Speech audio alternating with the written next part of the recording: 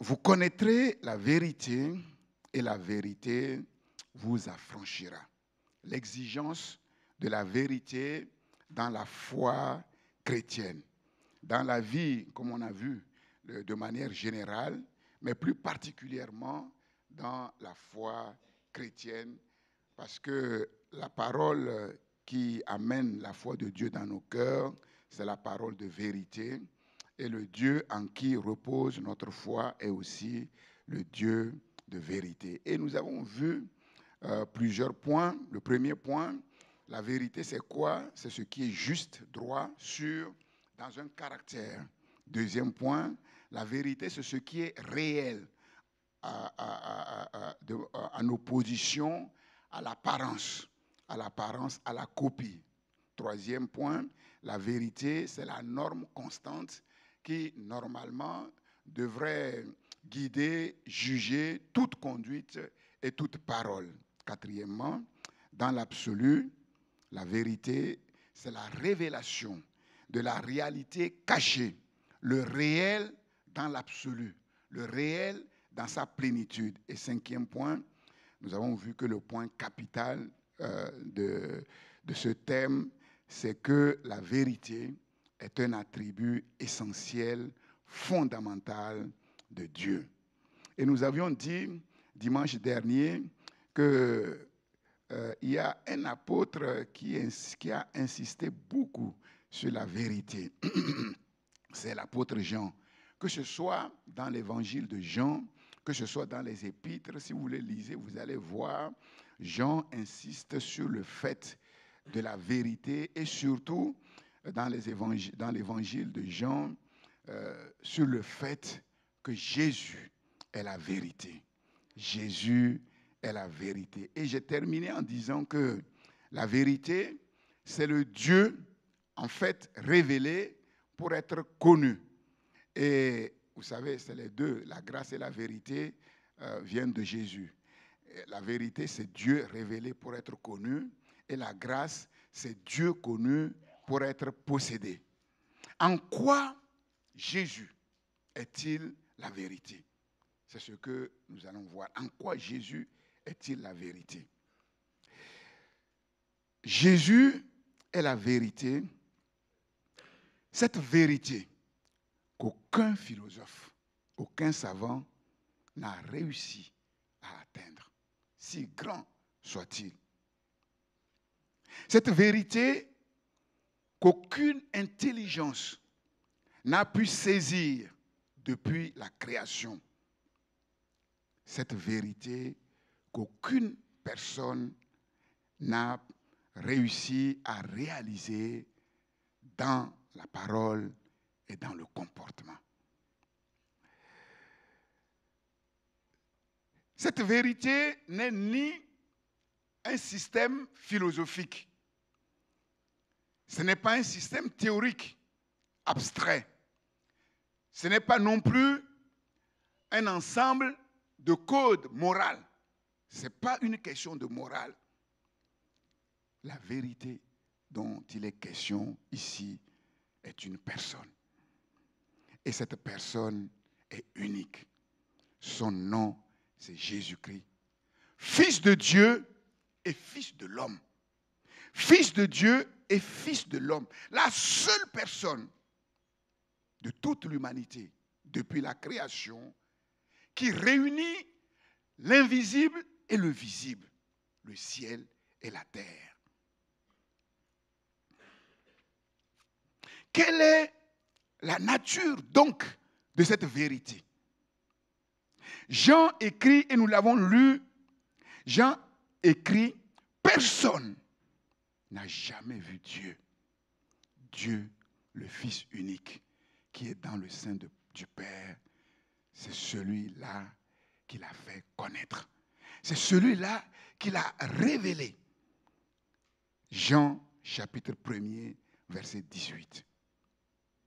La vérité est descendue du ciel en la personne de Jésus-Christ, le Fils unique, un seul, il n'y a pas deux.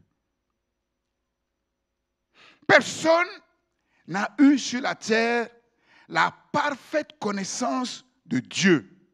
La connaissance de la vérité absolue. Personne. Chaque être humain a sa vérité. Chaque philosophe a sa vérité. Chaque nation a sa vérité. Mais la vérité absolue, personne ne la connaît. Un seul, c'est Jésus-Christ. La vérité parfaite n'existe nulle part sur la terre, dans aucune religion, dans aucune philosophie, dans aucune culture, en dehors de Jésus-Christ. La vérité est venue sur la terre uniquement par Jésus-Christ. Et en cela, il est le Fils unique. En cela, il est le Fils unique, venu sur la terre pour une mission unique, spécifique. Et je vous pose la question, quelle est cette mission première, unique, spécifique, fondamentale pour laquelle Jésus est venu sur la terre? C'est quoi? Bravo, c'est bien. Mais plus précisément, pour voir si vous collez au passage qui le dit. Voilà. Une chose, effectivement, c'est de bien répondre. Une autre chose, c'est de baser sa réponse sur la parole de Dieu. Et je vous ai dit, je ne parle jamais, je ne pense jamais sans avoir un passage qui sous-tend. Si je dis quelque chose, je suis capable de dire, je le dis parce qu'il est écrit. Voilà. Et je ne permets pas à mes pensées, à mes sentiments, à ma bouche de sortir du plan de Dieu. C'est ça, la véritable sanctification. Et je vous ai dit de vous exercer à cela. C'est une grande victoire. Sinon, vous pouvez être vaincu sans même vous rendre compte dans vos sentiments, dans vos pensées. Quelle est cette mission unique? Et sur quoi vous vous basez pour donner? Là, le frère vous a mis sur le bon chemin, de manière plus précise maintenant. Normalement, ça devait être facile. Bravo. Ah, aujourd'hui, vous êtes excellent. Donc, je peux prêcher la vérité. On va lire dans Jean chapitre 18. Vous voyez, dans la parole, les vraies choses sont cachées. Hein? Si on dit pourquoi Jésus est venu, beaucoup on dit pour sauver le monde. Il y a autre chose de beaucoup plus précis qui est englobant. C'est pour ça que la parole de Dieu, c'est Dieu lui-même. Jean 18, verset 33. Jean 18, verset 33. Curieux dialogue entre le roi des rois et un petit roi, un petit gouverneur sur la terre.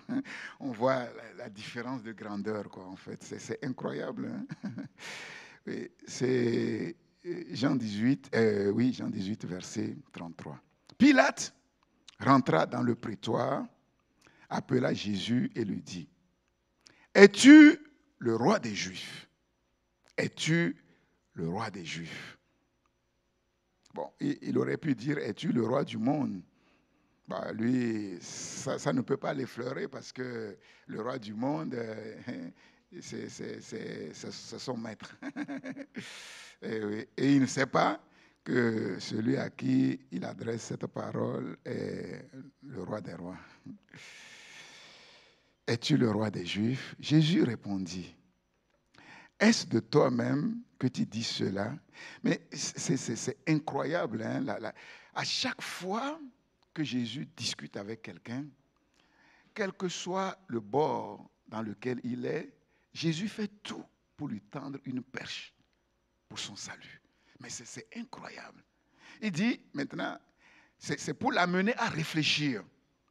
Pour l'amener à réfléchir et pour l'amener à poser des questions plus intelligentes pour son salut.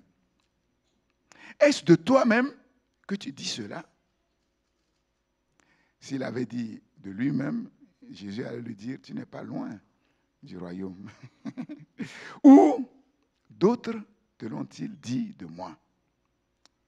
Donc, vous allez voir comment Pilate va échapper. Hein? Il ne va pas répondre. Pilate répondit, mais moi, je suis juif, c'est votre affaire. C'est une affaire de juif. Ce n'est pas... Suis juif. Ta nation et les principaux sacrificateurs t'ont livré à moi. Qu'as-tu fait?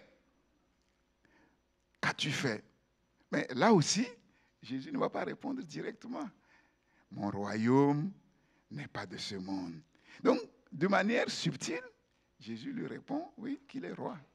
Mais là aussi, Pilate, subtilement, va le comprendre. C'est extraordinaire. Hein? On voit comment Dieu a donné une petite intelligence quand même aux gens qui gouvernent. Et ça, on le voit, hein, c'est clair. Mais seulement, ils ne vont pas plus loin. Mon royaume n'est pas de ce monde, répondit Jésus. Si mon royaume était de ce monde, mes serviteurs auraient combattu pour moi afin que je ne sois pas livré aux Juifs. Mais maintenant, mon royaume n'est point d'ici-bas. Pilate lui dit, tu es donc roi? Jésus répondit, tu le dis, tu le dis, je suis roi. Je suis né, et maintenant il va déclarer le but pour lequel il est venu sur la terre. Je suis né et je suis venu dans le monde pour rendre témoignage à la vérité. Voilà le but pour lequel Jésus est venu sur la terre. Et nous comprenons l'importance de la vérité. Je suis né et je suis venu sur la terre pour une mission spécifique que nul ne peut faire accomplir à part moi. Parce que nul ne connaît la vérité absolue dans sa plénitude. Quiconque est de la vérité, écoute ma voix. Quiconque est de la vérité, écoute ma voix. Et Pilate lui dit, qu'est-ce que la vérité? Mais sa question était-elle sincère? Non. Parce qu'on voit qu'il va passer tout de suite à autre chose sans attendre la réponse de Jésus. Verset suivant, après avoir dit cela, il sortit de nouveau pour aller vers les Juifs. Mais il va poser quand même cette question fondamentale. Qu'est-ce que la vérité? Qu'est-ce que la vérité? Je suis né et je suis venu dans le monde pour une mission spécifique. Rendre témoignage à la vérité. Et c'est quoi ce témoignage à la vérité? On va lire beaucoup de passages aujourd'hui parce que c'est important. Jean chapitre 3, verset 25. Rendre témoignage à la vérité, c'est quoi? Jean chapitre 3, verset 25. Or, il s'éleva de la part des disciples de Jean une dispute avec un juif touchant la purification. Ils vinrent trouver Jean et lui dirent, Rabbi, celui qui était avec toi au-delà du Jourdain et à qui tu as rendu témoignage, voici, il baptise et tous vont à lui. Jean répondit, un homme ne peut recevoir que ce qui lui a été donné du ciel. Vous-même, vous m'êtes témoin que j'ai dit, je ne suis pas le Christ, mais j'ai été envoyé devant lui. Celui à qui appartient l'épouse, c'est l'époux. Mais l'ami de l'époux qui se tient là et qui l'entend éprouve une grande joie à cause de la voix de l'époux. Aussi, cette joie qui est la mienne est parfaite. Il faut qu'il croisse et que je diminue. Celui qui vient d'en haut est au-dessus de tous. L'unique qui vient d'en haut, qui relie le ciel et la terre. Il est au-dessus de tous. Celui qui est de la terre est de la terre. Celui qui est de la terre est de la terre. Celui qui vient du ciel est au-dessus de tous. Il rend témoignage de ce qu'il a vu et entendu. Et nous comprenons qu'aucun être humain n'a accès à cette vérité. Parce que pour avoir accès à cette vérité, il faut monter là-haut. Et personne ne peut monter là-haut. Personne n'est monté là-haut. Il rend témoignage de ce qu'il a vu et entendu. Et personne ne reçoit ce témoignage, son témoignage. Celui qui a reçu son témoignage a certifié que Dieu est vrai. Que Dieu est le Dieu de vérité. Car celui que Dieu a envoyé dit les paroles de Dieu, parce que Dieu ne lui donne pas l'esprit avec mesure. Le Père aime le Fils et il a remis toutes choses entre ses mains, y compris la connaissance absolue de la vérité qu'il est venu révéler au monde. Je suis né et je suis venu sur la terre pour rendre témoignage à la vérité. Et personne ne reçoit son témoignage. C'est ce témoignage que nous proclamons dans ce monde. Et peu de personnes sont prêtes à recevoir ce témoignage. Au verset 11, toujours Jean chapitre 3, verset 11, dans son dialogue avec Nicodème, Jésus dit, en vérité, je te le dis, nous disons ce que nous savons et nous rendons témoignage de ce que nous avons vu. De ce que nous avons vu. Un témoin, c'est quelqu'un qui a vu, quelqu'un qui a entendu. Nous disons ce que nous savons et nous rendons témoignage de ce que nous avons vu. Et vous ne recevez pas notre témoignage. Verset 12.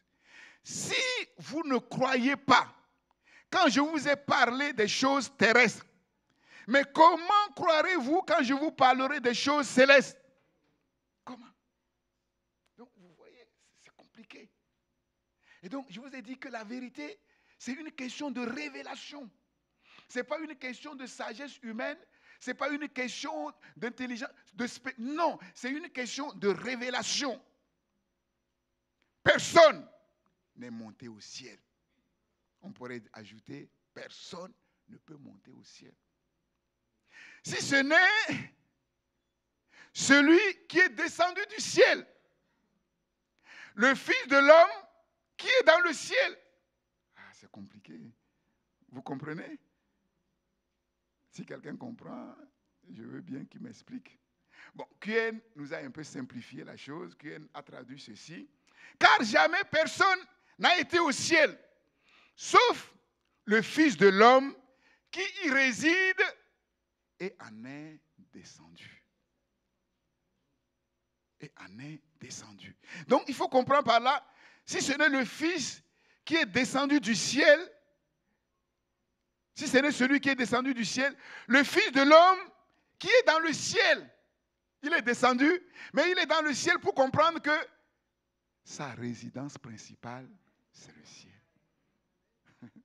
Il est venu temporairement sur la terre pour une mission. Et pendant qu'il est sur la terre, il est aussi au ciel. Parce qu'il n'a pas renoncé complètement à sa gloire. Il a renoncé à sa gloire pour un temps, pour devenir homme sur la terre, pour accomplir cette œuvre extraordinaire.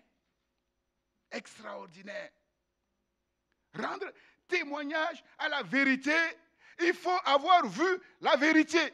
Il faut avoir entendu la parole de la vérité. Et la seule personne qui est qualifiée pour cela, c'est celui dont la résidence est en haut, au ciel.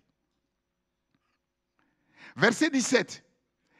Jésus va continuer en disant, quiconque est de la vérité. Mais qui est de la vérité? Jésus dit qu'il y en a qui sont de la vérité et il y en a qui sont du mensonge. Verset 17. Verset 17. Dieu, en effet, n'a pas envoyé son Fils dans le monde pour qu'il juge le monde, mais pour que le monde soit sauvé par lui. Celui qui croit en lui n'est point jugé, mais celui qui ne croit pas est déjà jugé, parce qu'il n'a pas cru au nom du Fils unique de Dieu. Et ce jugement, c'est quoi? Et ce jugement, c'est que la lumière étant venue dans le monde, les hommes ont préféré les ténèbres à la lumière parce que leurs œuvres étaient mauvaises. Pourquoi les hommes n'aiment pas l'évangile? Pourquoi les hommes n'aiment pas écouter la parole de Dieu? Parce qu'ils savent très bien ce qu'ils font. Ils savent qu'ils vivent dans l'iniquité. Ils savent que leurs œuvres sont mauvaises. Mais ça les arrange. Pour garder chasse, pour avoir chasse gardée.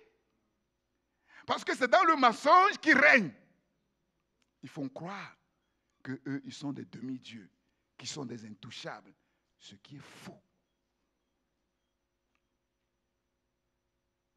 Car quiconque fait le mal hait la lumière, n'aime pas la lumière. Et ne vient point à la lumière.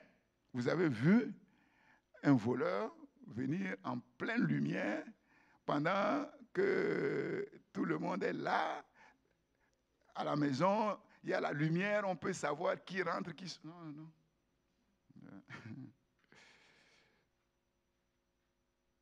Mais celui qui agit selon la vérité vient à la lumière afin que ses œuvres soient manifestées parce qu'elles sont faites en Dieu. Parce que c'est Dieu lui-même qui accomplit ses œuvres au travers de lui. Ceux qui sont de la vérité, c'est ceux-là qui aiment la lumière de la parole de Dieu. Ils acceptent que cette lumière les éclaire leurs pensées, éclaire leurs sentiments, éclaire leur être intérieur pour qu'ils discernent ce qui ne va pas en eux pour corriger. Parce qu'ils savent très bien que le mal, le mensonge ne les conduira nulle part. Mais les autres, non. Ils n'aiment pas la lumière. Ils font tout en cachette. Et il est honteux de dire ce qui se fait dans les ténèbres. 1 Jean, chapitre 3. 1 Jean, chapitre 3. Quiconque est de la vérité. 1 Jean, chapitre 3, verset 18. 1 Jean, chapitre 3, verset 18. Petits enfants, n'aimons pas en parole et avec la langue, mais en action et en vérité. Par là, nous connaîtrons que nous sommes de la vérité. Comment savoir le quiconque qui est de la vérité? Comment savoir si nous sommes de la vérité? Par là, nous connaîtrons que nous sommes de la vérité. Si nous n'aimons pas simplement en parole, nous n'aimons pas simplement par la langue, les belles paroles mielleuses, hypocrites, mais en action et en vérité. En action et en vérité. Nous montrons par là que nous sommes de la vérité. Que nous marchons dans la lumière. Nous ne nous trompons pas. Nous refusons de nous tromper nous-mêmes. Et nous ne laissons pas tromper par qui que ce soit. Quiconque est de la vérité entend, écoute ma voix. Quiconque est de la vérité, écoute ma voix. Jean chapitre 10, versets 1 à 5. Jean chapitre 10, versets 1 à 5. Qu'est-ce que Jésus dit? En vérité, je vous le dis, celui qui n'entre pas par la porte dans la bergerie, mais qui y monte par ailleurs, est un voleur et un brigand. Mais celui qui entre par la porte est le berger des brebis. Le portier lui ouvre et les brebis entendent sa voix. Il appelle par leur nom les brebis qui lui appartiennent et il les conduit dehors. Lorsqu'il a fait sortir toutes ses propres brebis, il marche devant elles. Et les brebis le suivent parce qu'elles connaissent sa voix. Parce qu'elles connaissent sa voix. Verset 5. Elles ne suivront point un étranger, mais elles fuiront loin de lui parce qu'elles ne connaissent pas la voix des étrangers. Ceux qui sont la vérité ne tendent pas leur oreille à n'importe qui sur les réseaux sociaux, sur Internet. Sinon, ils montrent qu'ils ne sont pas de la vérité. Celui qui est de la vérité sait discerner la voix de son maître. C'est écouter la voix de son maître. Et il ne se laisse pas, je dirais, détourner par les étrangers. La voix des étrangers, ces voleurs, c'est menteur. Quiconque est de la vérité, écoute ma voix. Celui qui est de Dieu, écoute les paroles de Dieu. Jésus dit aux Juifs, celui qui est de Dieu, écoute les paroles de Dieu. Vous n'écoutez pas mes paroles parce que vous n'êtes pas de Dieu. En quoi voyons-nous qu'un enfant de Dieu, que quelqu'un est dans la vérité, il aime la parole de Dieu.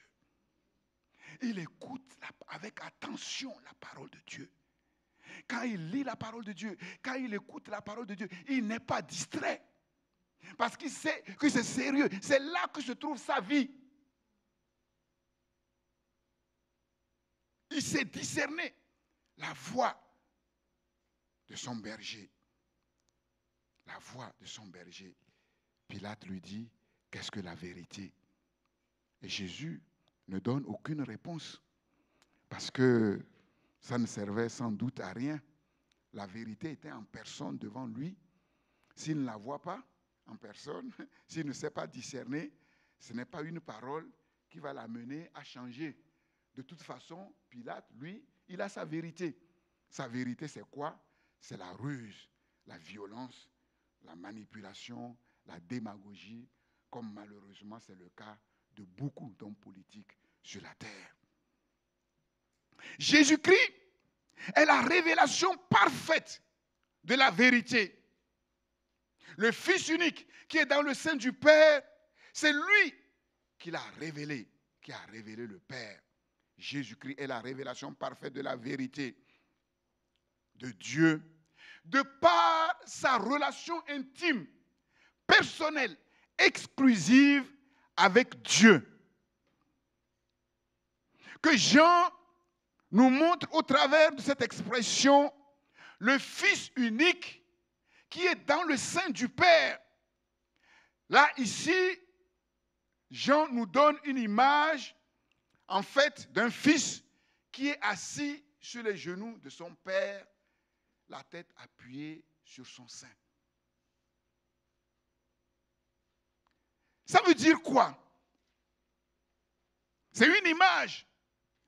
Celui qui occupe une telle place connaît le sein du Père, connaît les pensées, les sentiments, la volonté de Dieu le Père, les plus intimes, les plus profonds, les plus secrets. C'est celui qui est capable d'entrer dans l'intimité du Père, dans les choses les plus profondes. Le Fils unique qui est dans le sein du Père. Et nous comprenons que le mystère du Fils unique de Dieu est une question d'amour. Le Fils qui est assis sur les genoux du Père, appuyé sur son sein.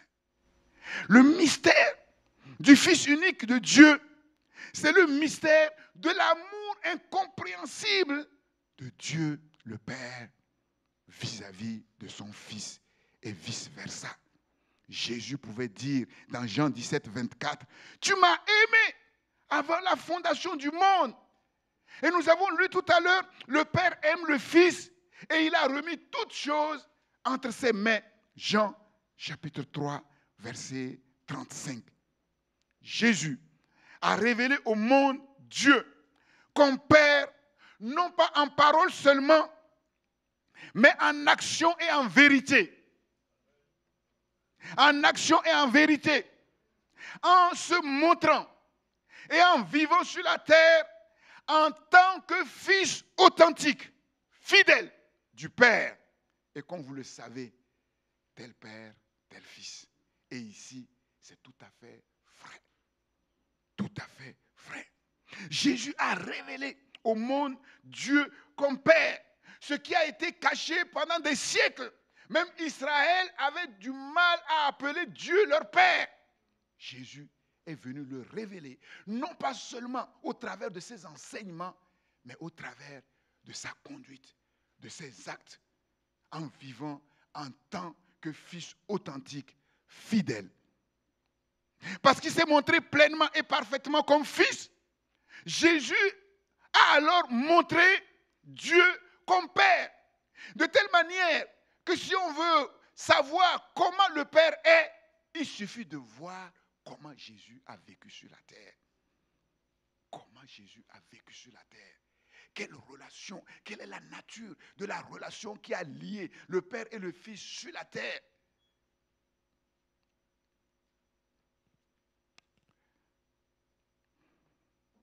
Par sa relation Père-Fils, Jésus le Christ a dévoilé sur la terre le secret le plus profond du ciel qui jusqu'ici n'a été pénétré par personne, vraiment, y compris les anges.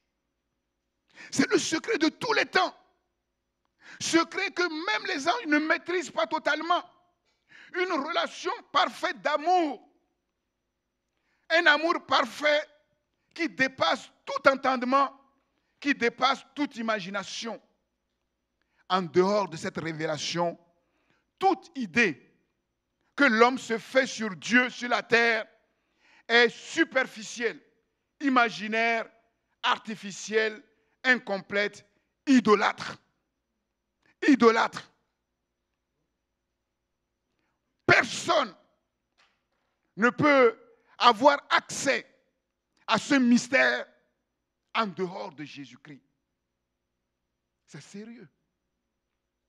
Quand Jésus dit, moi, je suis le chemin, la vérité et la vie, nul ne va au Père que par moi. Nul ne va au Père que par moi. 1 Jean, chapitre 5. 1 Jean, chapitre 5. 1 Jean, chapitre 5, verset 19. Nous savons que nous sommes de Dieu et que le monde entier est sous la puissance du malin. Nous savons aussi que le Fils de Dieu est venu et qui nous a donné l'intelligence pour connaître le véritable. Non seulement c'est Jésus seul qui est capable de nous révéler le véritable, le vrai, mais c'est lui qui nous donne l'intelligence. Ce n'est pas par notre intelligence, mais c'est pas l'intelligence qui nous communique, qui nous permet de connaître le véritable. Et nous sommes dans le véritable en son Fils Jésus-Christ. C'est lui qui est le Dieu véritable et la vie éternelle. Petits enfants, gardez-vous des idoles. Gardez-vous des idoles. La NBS dit ceci. Nous savons aussi que le Fils de Dieu est venu et qui nous a donné l'intelligence pour que nous connaissions celui qui est le vrai. Celui qui est le vrai. C'est seulement le Fils de Dieu qui nous donne de connaître le vrai. Et nous sommes dans le vrai en son Fils Jésus-Christ. C'est lui le vrai Dieu et la vie éternelle. Mes enfants, gardez-vous des idoles. Si nous n'entrons pas dans la révélation du vrai, nous pouvons adorer le Dieu de notre imagination qui n'a rien à voir avec le véritable Dieu. Prier, servir selon notre imaginaire et non selon la vérité de la parole de Dieu. Les adorateurs que le Père cherche, que le Père aime, c'est ceux qui adorent Dieu en esprit et en vérité. Sinon, c'est zéro. On peut se mettre à genoux ou se mettre sur sa tête avec les jambes en haut et louer Dieu. On va dire, oh, quel homme. Zéro. Impressionner le monde.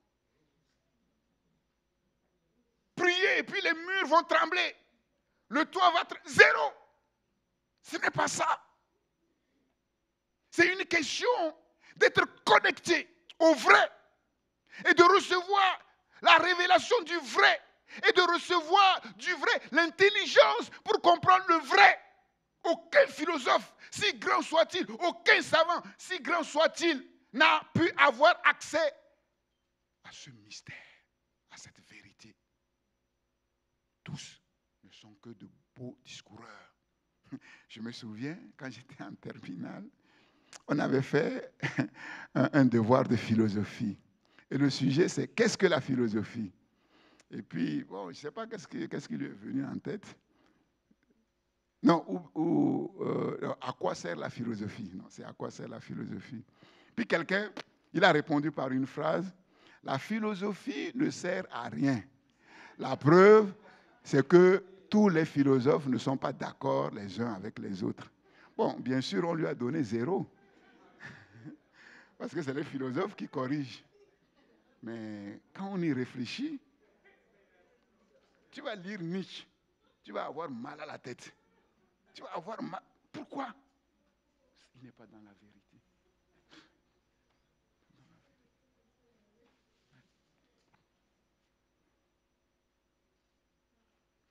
En Jésus-Christ demeure essentiellement et éternellement le vrai. Donc, je lis dans la parole parce que je vous ai dit, quand on parle de la vérité, nous devons nous assurer que nous-mêmes, nous sommes dans le vrai.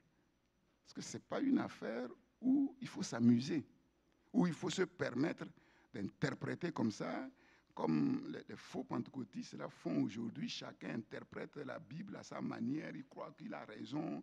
Non, ce n'est pas ça. C'est pour ça que je préfère m'adhérer à la parole et lire dans la parole. Parce que c'est sérieux. C'est sérieux. Et il faut vous habituer à ce genre de message. Si vous voulez que votre foi vous amène quelque part, elle doit être assise sur la vérité. Je vous le dis. Sinon, vous aurez des problèmes. Vous aurez des problèmes. Parcourez les enseignements sur les réseaux sociaux, tout ça. On ne parle pas de ces choses-là. Ça n'intéresse personne parce que les êtres humains n'aiment pas la vérité. N'aiment pas la vérité, y compris ceux qui se disent même enfants de Dieu. Et la vérité, ce n'est pas une mince affaire. Je vous l'ai dit, mon témoignage, je me suis converti parce que je cherchais la vérité. Et je me suis converti parce que j'ai trouvé la vérité. Et depuis ma conversion, ma principale quête, ce n'est pas d'avoir ceci, ce n'est pas d'avoir cela, ce n'est pas d'être ceci, c'est la quête de la vérité. Voilà pourquoi Dieu me donne de vous donner ces enseignements. J'aurais couru après la puissance et l'argent, je serais en train de vous parler de la prospérité, de la puissance, de l'argent qui n'amène personne au ciel. Je vous le dis, qui n'amène personne au ciel. Et tous ceux qui courent après ces voies-là, à la fin, c'est la confusion. La confusion. La confusion.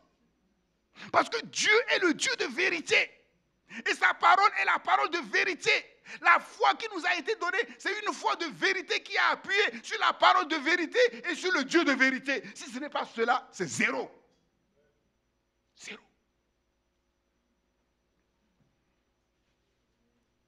Bien sûr, c'est compliqué.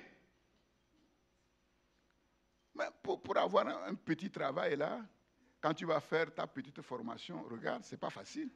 Qui est parti faire une petite formation en étant... Non.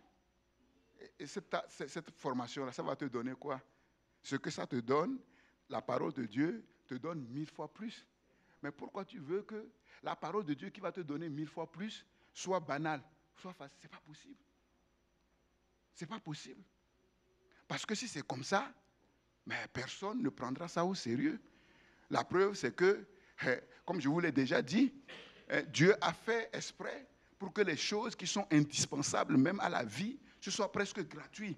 Mais qui voit ça et dit, ah, je remercie le Dieu qui a créé l'air que je respire.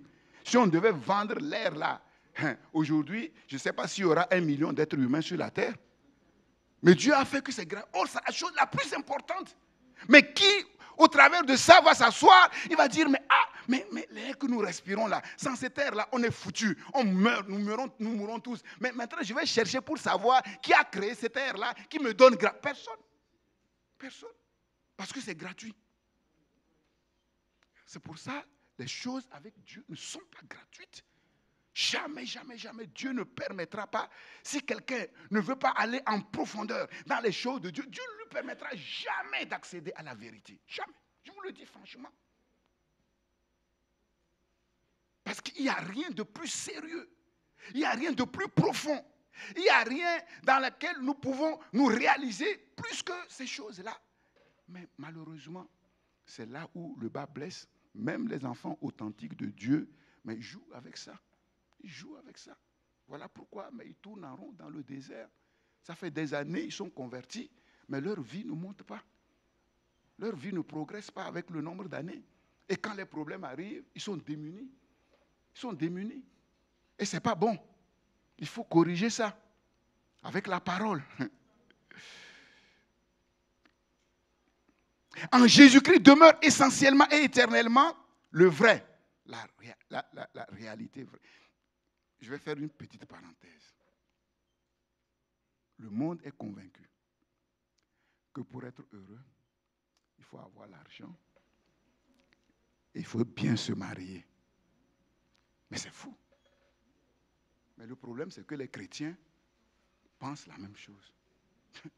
Moi, je vous dis, c'est fou. On ne peut ne pas avoir de l'argent et être heureux sur la terre. On peut ne pas se marier et être heureux sur la terre. Moi, je vous le dis. Si vous ne croyez pas ça, vous vous trompez. Vous allez avoir l'argent et votre vie sera pire. Vous allez vous marier, vous allez divorcer. Je vous le dis franchement. Parce que ce n'est pas là la source des choses. Et je vous ai bien dit que pour être heureux dans le mariage, il faut être heureux quand tu es célibataire. Si tu n'es pas heureux quand tu es célibataire, les problèmes que tu as là quand tu es célibataire, c'est ça que tu vas amener dans ton foyer. Réfléchissez. Voilà pourquoi un chrétien qui est bien converti et qui comprend bien les choses, il dit, Dieu a permis que je sois converti sans me marier. Merci Seigneur. Seigneur, moi je ne veux pas me marier. Voilà. C'est ça qu'on va voir qu'il est vraiment converti. Mais combien ont ces pensées-là? Combien? Et c'est ce que Paul dit. Paul a dit, je préférerais que vous soyez comme moi. Mais qui écoute ça? Ils n'écoutent pas parce qu'ils sont marqués par la mentalité du monde. C'est pas bon. C'est pas bon. Ça ne veut pas dire que Dieu ne veut pas qu'on ait de l'argent. Ça ne veut pas dire que Dieu ne veut pas qu'on se marie. Ce n'est pas ça. Mais le bonheur, la source du bonheur ne se trouve pas dans l'argent, ne se trouve pas dans le mariage, mais se trouve en nous, dans nos cœurs, connectés à la source de la vérité. Jésus demeure essentiellement et éternellement le vrai, la réalité vraie. La réalité vraie. Tout ce qui est présenté dans les images, dans le monde là, les images bonnes du monde, ne sont que les apparences. Le vrai, la réalité se trouve en Jésus et en Jésus seul. L'ordre que tout le monde trouve que dans le monde c'est bien. La bonté, l'harmonie, la pureté, l'amour, la joie, la paix, le succès, le bonheur. Toutes ces choses-là que le monde montre comme étant bonnes n'est que l'apparence. Parce que l'ordre ne se trouve nulle part. L'harmonie ne se trouve nulle part. Le vrai bonheur ne se trouve nulle part. Mais le vrai se trouve en Jésus. Jésus a dit, un seul est bon. Le Père qui est dans le... Un seul est bon. Il n'y a rien. Je le sais bien. Quel foyer sur la terre vit dans la parfaite harmonie? Il n'y a pas. Il n'y a pas. Les parents sont les enfants se lèvent contre leurs parents. On fait des enfants à un certain âge, on ne les reconnaît plus.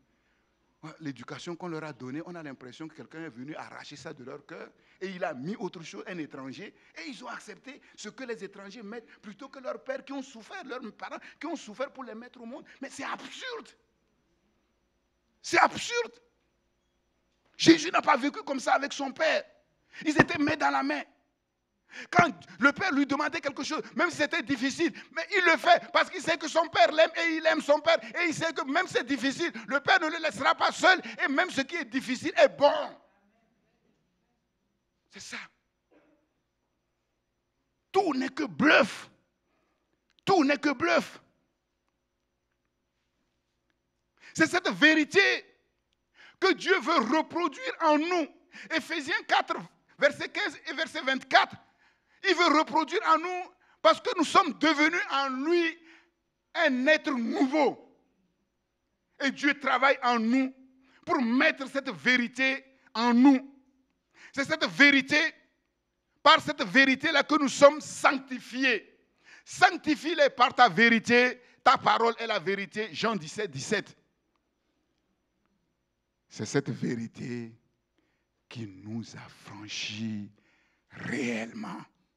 C'est cette vérité qui nous rend réellement libres. Et nous allons revenir dans le texte de base, Jean chapitre 8, verset 30. Jean chapitre 8, verset 30. Comme Jésus parlait ainsi, plusieurs crurent en lui. Et il dit aux Juifs qui avaient cru en lui, si vous demeurez dans ma parole, vous êtes vraiment mes disciples. Vous connaîtrez la vérité et la vérité vous affranchira. Les Juifs lui répondirent, mais tu ne sais pas à qui tu parles. Nous sommes la postérité d'Abraham et nous ne fûmes jamais esclaves de personne. Faux! Ils ont été esclaves en Égypte. Donc, vous voyez comment on peut mentir sincèrement. Sincèrement, c'est quand même terrible, hein? Terrible. Nous ne sommes jamais esclaves. Comment dis-tu? Vous deviendrez libres. En vérité, je vous le dis, leur répliqua Jésus. Quiconque se livre au péché est esclave du péché. Or, l'esclave ne demeure pas toujours dans la maison. Le Fils, il demeure toujours. Donc, vous voyez, si tu n'es pas réellement libre, tu es un esclave. Tu ne peux pas demeurer dans la communion avec le Père et jouir des privilèges de la communion avec le Père. Même si tu habites la même maison comme le Fils aîné, tu ne comprends rien de rien et tu n'es même pas capable de jouir des privilèges qui te sont accordés parce que tu as une mentalité d'esclave. Donc il faut absolument être libre. Il faut absolument être libre. Sinon, il y a des choses que nous ne pourrons pas demander à Dieu. Parce que c'est trop. Il y a des paroles, quand on les prêche, on n'écoute pas. Parce que c'est trop. Parce qu'on n'est pas fils. On ne sait pas qui on est. On ne sait pas qui est notre Père. On ne sait pas de quoi notre Père est capable. Quelqu'un dont le Père est le plus grand milliardaire du monde, vous croyez qu'il va demander 1000 € en pleurant? Non.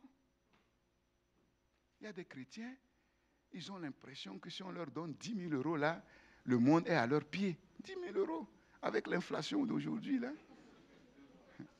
Les prix des billets qui ont flambé comme ça, tout, 10 000. Et après, on va chanter, nous sommes les princes. C'est ça. Maintenant, quelqu'un qui est réellement libre et qui se lève pour aller prendre, c'est ce que je vous ai dit, hein? Mais le diable ne le laissera pas tranquille. Il va tout faire pour lui dire que c'est lui qui est menteur et que la parole de Dieu est mensonge et que ce qui est écrit là, c'est trop facile. Que non, c'est trop facile. Tu pêches et puis tu pries, Seigneur, pardonne-moi, et puis tu es pardonné. Non, c'est trop facile. Oui, c'est trop facile parce que quelqu'un a payé le prix.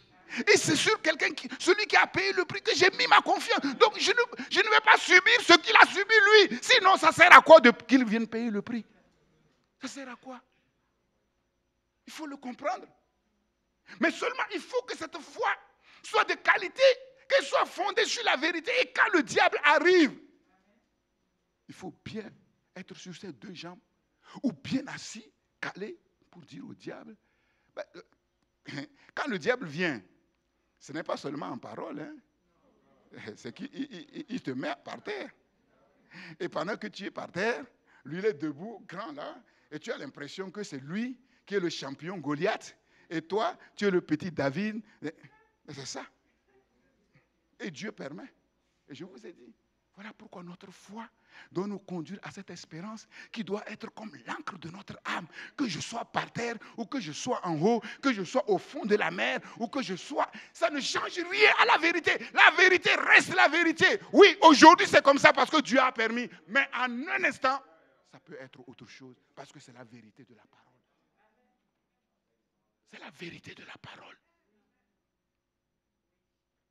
Vous savez, la tentation de Jésus, aucun homme ne peut... Personne. C'est vraiment sérieux. Aujourd'hui, les faux pentecôtistes là, quand le diable va le prendre pour le mettre au haut du temple, il va croire même que c'est Jésus. Il va raconter aux gens, ah, vous ne savez pas, mais Dieu est venu, il m'a mis sur le temple. C'est du diable. Il m'a mis sur le haut du temple pour le tenter. Pour lui dire, voilà, si tu te prosternes, tout ça c'est à toi. C'est sérieux. Personne, je vous le dis, personne, aucun être humain ne peut discerner le mensonge dans les trois tentations. Impossible. Impossible.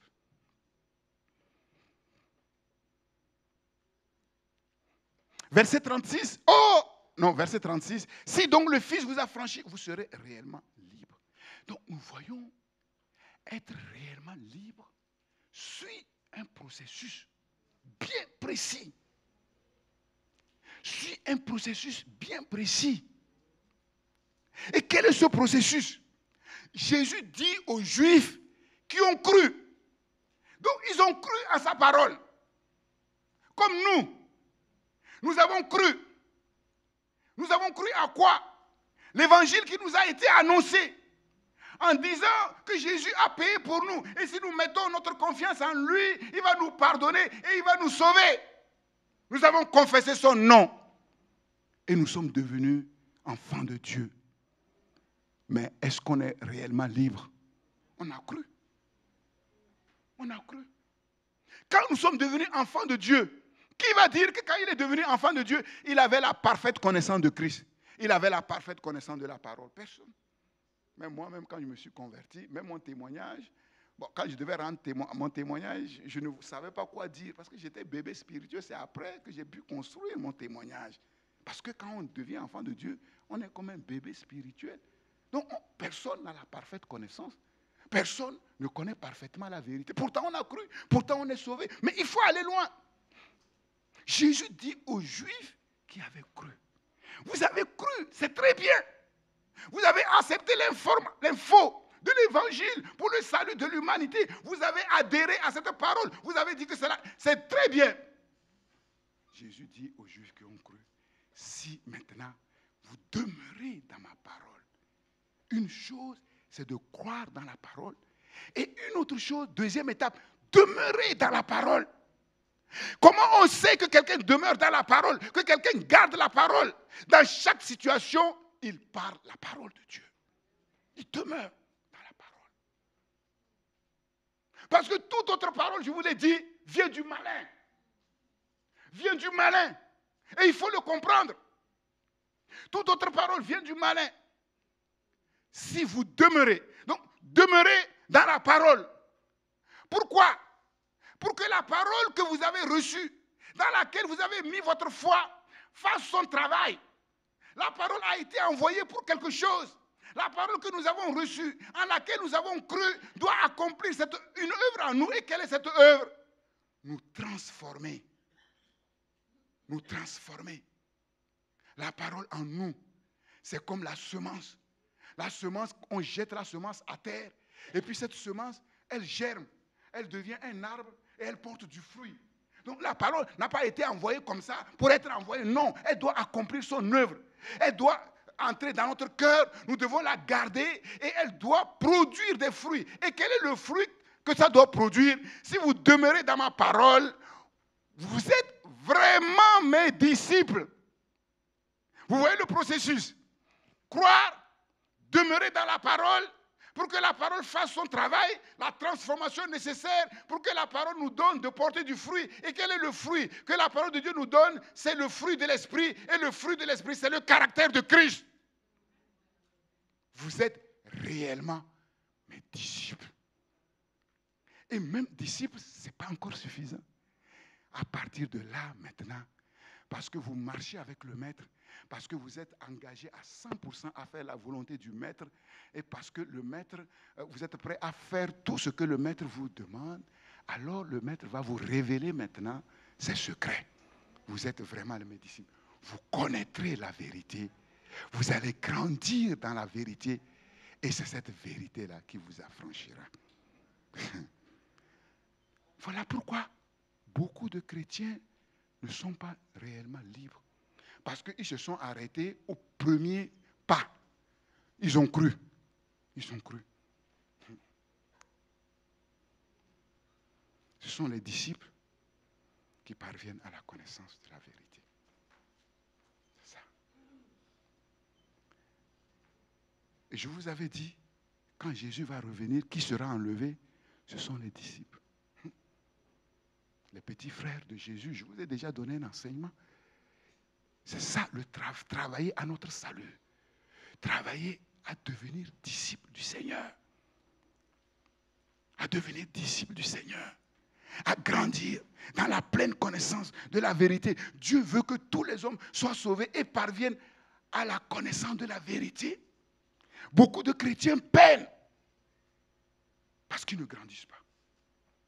Ils tournent en rond parce qu'ils ne grandissent pas. Et ils ne grandissent pas parce qu'ils ne demeurent pas dans la parole. Quand on les voit parler chez eux, sur leur lieu de travail, avec leurs copains, on voit que ce n'est pas la parole. Si ce n'est pas la parole, c'est la parole du malin. Mais comment y parvenir? Quelle est la clé de ce processus? Quelle est la clé de ce processus? C'est une question que je vous pose. Comme ça, moi, je vais me reposer un peu. Quelle est la clé de ce processus?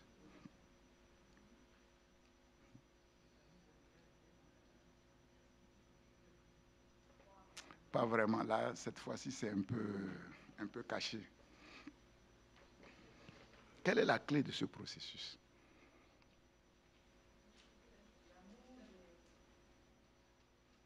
Déjà, comment on parvient à croire? Comment? Bon, je vous ai dit, hein, ne rendez jamais un témoignage en disant « moi j'ai toujours cru ». Jetez ça à la poubelle. Parce que quand vous dites ça, le diable, il rit. Il sait à quel chrétien il a affaire. Ah ouais, il sait à quel chrétien il a affaire. Comment nous croyons? Comment nous parvenons? L'apôtre Paul était en train d'évangéliser au bord d'une rivière. Et il y avait une femme de distinction qui s'appelait Lydie, qui écoutait. Finalement, elle s'est convertie. Mais il y a quelque chose qui l'a amené à la conversion. Il y a quelque chose. Non. Dieu a fait quelque chose d'esprit pour la rendre attentive, pour comprendre. Pour comprendre. Si quelqu'un écoute la parole, si Dieu ne fait rien, il ne peut pas comprendre. Tu ne peux pas. Ou tu comprends à ta manière. Mais c'est impossible de comprendre. Mais qu'est-ce qui fait que nous comprenons? Qu'est-ce qui nous amène à changer de voie? Le Saint-Esprit, il convaincra de péché, de justice et de jugement. Le Saint-Esprit. Le Saint-Esprit. La clé, c'est le Saint-Esprit. Jusque-là, nous voyons que c'est des choses qui nous dépassent infiniment. Personne ne peut monter au ciel. Sinon, ceux qui sont descendus du ciel pour nous montrer les choses. Et c'est eux qui nous donnent la capacité de faire les choses sur la terre qui concernent le ciel. Par nous-mêmes, c'est impossible. La clé, c'est le Saint-Esprit. C'est le Saint-Esprit. C'est le Saint-Esprit qui nous révèle la vérité en Jésus-Christ. Quand nous écoutons l'évangile, et nous entendons que Jésus est mort sur la croix pour nos péchés, il y en a qui vont dire, c'est des histoires. Mais il y a un autre qui va dire, ah ouais, c'est vrai. Celui qui dit c'est des histoires, c'est l'esprit du malin. Mais celui qui dit, ah, c'est vrai, c'est le Saint-Esprit. C'est ça la différence. Il n'y a pas deux esprits. Il n'y a pas trois esprits. Il n'y a que deux esprits. Nous allons le voir. Le Saint-Esprit qui nous révèle la vérité en Jésus-Christ et qui nous conduit dans toute cette vérité-là, comme il a fait pour Jésus, quand Jésus était sur la terre. Et c'est ça, la grâce de Dieu. Je vous ai dit que la grâce de Dieu comporte deux choses. La grâce, c'est que Dieu nous donne, c'est la faveur gratuite, mais aussi la capacité. Et le principe des œuvres que nous accomplissons dans le Seigneur. C'est-à-dire, quand nous travaillons à notre salut, ce n'est pas par nous-mêmes, ce n'est pas avec notre propre force. Ce qui est de la terre est de la terre. Et on ne peut pas mélanger les choses de la terre avec les choses du ciel. Si nous voulons faire les choses du ciel, il faut les faire avec la capacité qui descend du ciel. Et la capacité qui nous est donnée du ciel, c'est le Saint-Esprit qui a pris la place de Jésus. C'est ça le vrai pentecôtisme. Le vrai pentecôtisme, ce n'est pas Dieu m'a dit. Le vrai pentecôtisme, ce n'est pas de parler en langue. Ouais. On cherche le fruit de l'esprit, il n'y a rien. Ce n'est pas ça. C'est ça la vraie Pentecôte. C'est ça les vrais pentecôtistes. Parce qu'ils ont compris une chose, une vérité, ni par force, ni par puissance, mais par mon esprit, dit le Seigneur l'Éternel. Si le Saint-Esprit ne fait rien, il n'y a rien. Tout ce que nous faisons, c'est zéro.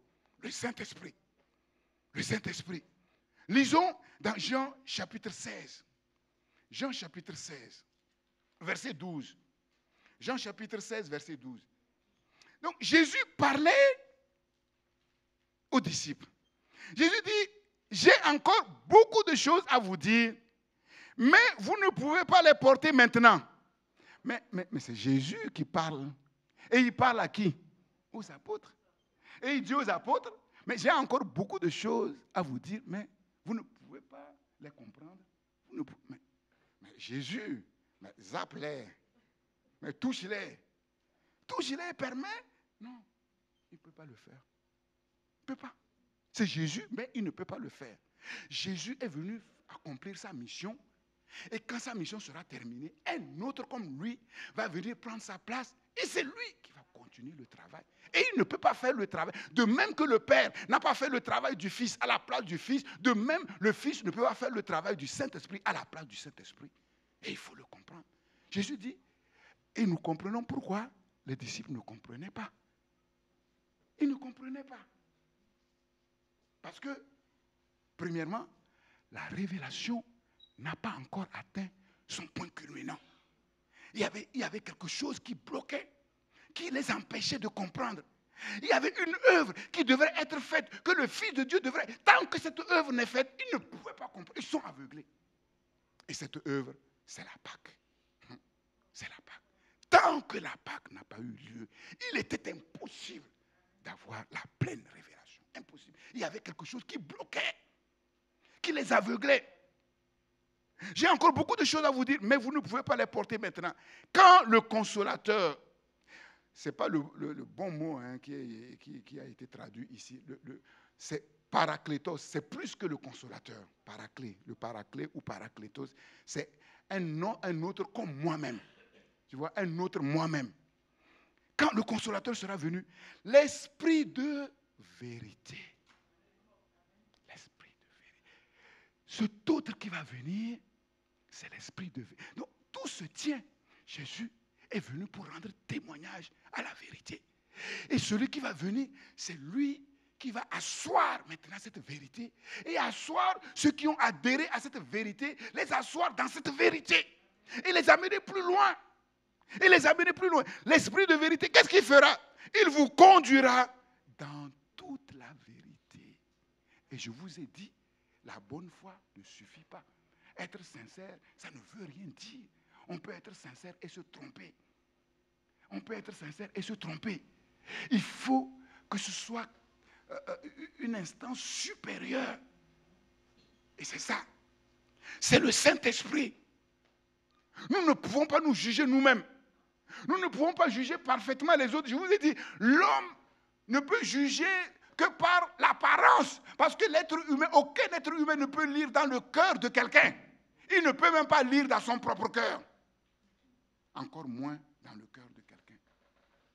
Dieu seul peut le faire.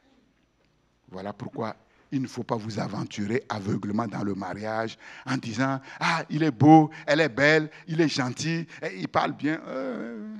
C'est bien. » Tu vois, le beau là, à la maison, il se réveille, là, il a des cornes. Cornes, bonnes cornes. Si tu ne fais pas attention, ah bon, c'est pas comme ça, oui. C'est ça la vérité. C'est pour ça qu'il faut se confier à Dieu. Si l'Éternel ne bâtit la maison, ceux qui la bâtissent travaillent en vain. Courent en vain. Courent en vain. Vous conduira dans toute la vérité. Car il ne parlera pas de lui-même, mais il dira tout ce qu'il aura entendu. Il vous annoncera les choses à venir. Donc là, il est question maintenant de l'inspiration des Écritures. Tu vois, Jésus n'a pas tout dit. Et il va maintenant parfaire tout. Annoncer l'Apocalypse, tout ça. Jésus n'a pas, c'est pas Jésus qui, voilà, c'est l'Esprit de Dieu qui va annoncer les choses à venir. Il me glorifiera parce qu'il prendra de ce qui est à moi et vous l'annoncera. Tout ce que le Père est à moi, c'est pourquoi je dis, il prend de ce qui est à moi et qu'il vous l'annoncera. Le Saint-Esprit, le Paraclet, le Paraclétos est notre principal enseignant, notre principal guide, notre conducteur par excellence. C'est lui qui permet à la révélation de prendre sa forme définitive. C'est lui qui a inspiré toute cette parole-là. Il permet à la révélation de prendre sa forme définitive. Ce qui, comme je l'ai dit, ce qui était impossible avant la Pâque, il fallait que le Christ meure, il fallait que le Christ ressuscite pour que la pleine révélation soit accessible. C'est lui aussi qui approfondit la signification de la révélation et permet aux disciples et nous permet de l'assimiler, de nous en approprier, de les garder. Le Saint-Esprit vous conduira dans toute la vérité. Il ne conduit pas vers la vérité, mais il conduit dans la vérité, dans la pleine connaissance de la réalité de Dieu en Jésus-Christ. Oui. Il vous annoncera les choses à venir, tout ce qui concerne les temps de la fin des temps, qui sont désormais, après la Pâque, parfaitement sous le contrôle du Christ. Le Saint-Esprit ne parle pas de lui-même. Il ne parle pas de lui-même. Aucune nouvelle révélation de lui-même. Il ne fait qu'approfondir la relation. Il ne fait que la continuer. Il nous révèle le Christ. Il nous donne le Christ. Il glorifie le Christ. Voilà pourquoi il est discret. Il ne se montre pas. Il est venu pour élever le Fils de Dieu. L'œuvre que le Fils de Dieu a accomplie de la même manière que Christ nous a révélé le Père, Christ nous a donné le Père, Christ a glorifié le Père sur la terre. C'est le Saint-Esprit qui nous rend capables de connaître la vérité. De connaître la vérité, de demeurer la vérité, dans la vérité, parce qu'il est l'esprit de vérité. C'est lui qui illumine les yeux de nos cœurs pour comprendre ce que la parole de Dieu veut réellement dire. Le Saint-Esprit rend témoignage à la vérité. Quand le Paraclétos sera venu, Jean chapitre 15, versets 26 à 27, il rendra témoignage de moi. Et ensuite, maintenant, vous rendrez témoignage. C'est le Saint-Esprit qui rend témoignage. Et notre témoignage est basé sur le témoignage du Saint-Esprit que le Saint-Esprit a rendu. L'Esprit lui-même rend témoignage à notre esprit que nous sommes réellement enfants de Dieu. Si le Saint-Esprit ne rend pas témoignage et que nous-mêmes nous proclamons que nous sommes enfants de Dieu, c'est zéro. On se trompe. Le Saint-Esprit rend témoignage. Le jour de la Pentecôte, qu'est-ce que les apôtres ont fait? Rien. Rien. Ils étaient en train de prier et c'est le Saint-Esprit qui a tout organisé. Le Saint-Esprit est venu sous la forme des langues de feu et il a fait un grand bruit. Et c'est à cause de ce bruit que les gens sont venus. Et Pierre va sortir pour prêcher un évangile, mais extraordinaire, excellent, sans avoir rien préparé, avec une précision. Mais pourtant, Jésus disait, mais ce que j'ai à vous dire, vous ne pouvez pas le porter. Comment se fait-il que subitement, non seulement ils sont capables de le porter, mais de le donner, même avec une excellence, mais incroyable, déconcertante, le Saint-Esprit. Et c'est ça, la Pentecôte. Si vous voulez savoir si un homme, une femme est vraiment pentecôtiste, c'est les paroles de vérité qui sortent de sa bouche. Et le Saint-Esprit qui rend témoignage. Je vous ai dit une fois, j'avais été un peu surpris, choqué. Le Saint-Esprit rend témoignage et ensuite nous rendons témoignage. J'étais avec mon oncle dans mon village à Défalé, la nuit, Dans les villages, il n'y a pas d'électricité. Il y avait un fou. Je vous ai déjà raconté. Ce fou-là, il est mort. En fait, il est mort. On croyait qu'il était mort. On l'a enterré. Et après, il criait. On s'est rendu compte qu'il n'était pas mort. Il a été enlevé. Et depuis ce jour-là, il ne parle pas. Mais il est là. Mais ce qui est curieux, c'est que mais il n'aime pas être avec des gens méchants. Tu vois, quand tu vois que celui-là, il est méchant. Il est méchant. Et souvent, on le voit être avec des gens, entre guillemets, qui paraissent bons. La nuit, je suis allé saluer le chef du village, qui est mon oncle. La nuit, il ne savait même pas, ça fait des années que je ne l'ai pas vu, que je suis enfant. Il me pointe du doigt, il dit, dans la langue vernaculaire, celui-là est le Fils de Dieu. Un fou. Et on se demande finalement dans ce monde qui est fou. C'est incroyable. J'étais surpris. Mon oncle a été surpris. Lui, sachant que j'étais pasteur, le Saint-Esprit rend témoignage et nous rendons témoignage ensuite. C'est ça la vérité. C'est ça la vérité. Maintenant, les témoignages de beaucoup de chrétiens ne donnent rien. Ils vont évangéliser. Ce qu'on appelle l'évangélisation aujourd'hui, c'est zéro. Le Saint-Esprit n'aura aucun témoignage. Ils viennent avec des paroles toutes faites comme les témoins de Jéhovah, bien préparés, toutes faites. Jésus t'aime, Jésus. C'est pas comme ça. C'est pas comme ça. Il faut être conduit. Il faut être conduit par l'Esprit de Dieu dans la vérité. L'Esprit de Dieu connaît la personne à qui tu vas rendre témoignage. Il connaît ses besoins. Mais laisse-toi diriger par l'Esprit de Dieu. Et tu vas voir ce que l'Esprit de Dieu est capable de faire. Le Saint-Esprit rend témoignage. Le Saint-Esprit nous conduit dans toute la vérité.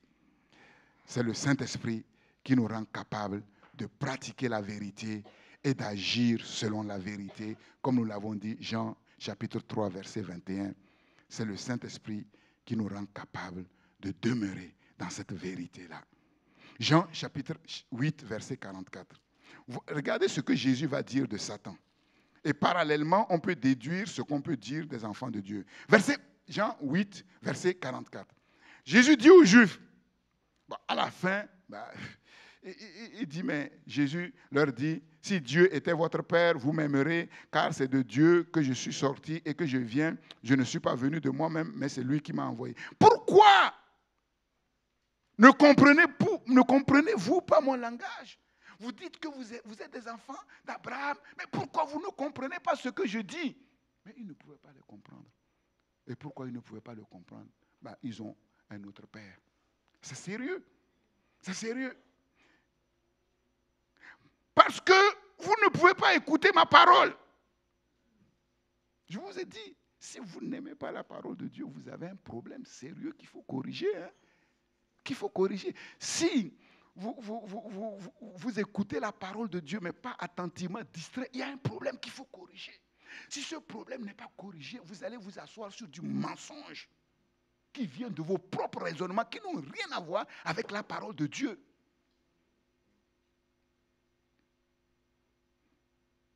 Parce que vous ne pouvez écouter ma parole. Vous avez pour père, parce que vous ne pouvez écouter ma parole, vous avez un autre père. Et quel est leur père? Vous avez pour père, verset 44, le diable. Et vous voulez accomplir les désirs de votre père. Il a été meurtrier dès le commencement. Il ne se tient pas dans la vérité. Parce qu'il n'y a pas de vérité en lui. Lorsqu'il profère le mensonge, il parle de son propre fond. Car il est le menteur et le père du mensonge.